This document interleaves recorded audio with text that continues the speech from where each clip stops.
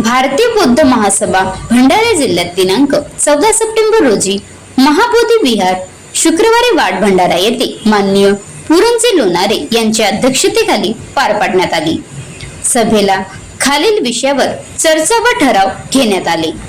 भंडारा जिल्ह्यातील 6 तालुक्यांमध्ये प्रत्येक तालुक्यात किमान 30 गावांमध्ये धम्मग्रंथ पठण कार्यक्रम सुरू करण्यात यावा। दीक्षाभूमी नागपूर येथे होणाऱ्या धम्मप्रवर्तन दिनानिमित्त समता सैनिक दलाच्या सैनिकांनी हजर राहावे। तसेच भंडारा येथे 20 सप्टेंबर रोजी धम्मध्वज रॅली करिता जास्तीत जास्त संख्येने हजर राहावे असे ठरविण्यात आले आहे।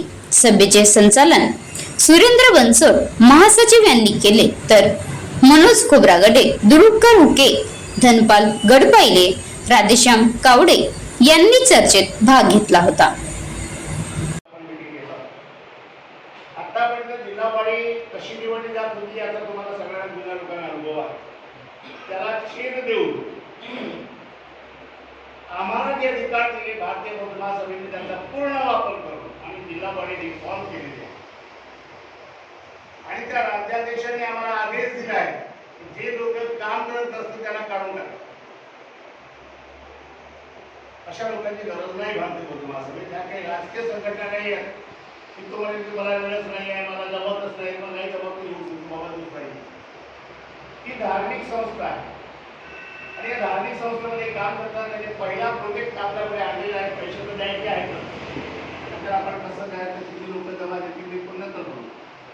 दुसरा प्रोजेक्ट असा आहे की प्रत्येक तालुक्यामध्ये 21 लोकांची कार्यकारिणी असावी, जिल्हा कार्यकारिणी तालुक्यामध्ये, आणि किमान प्रत्येक तालुक्यामध्ये 50 गावांमध्ये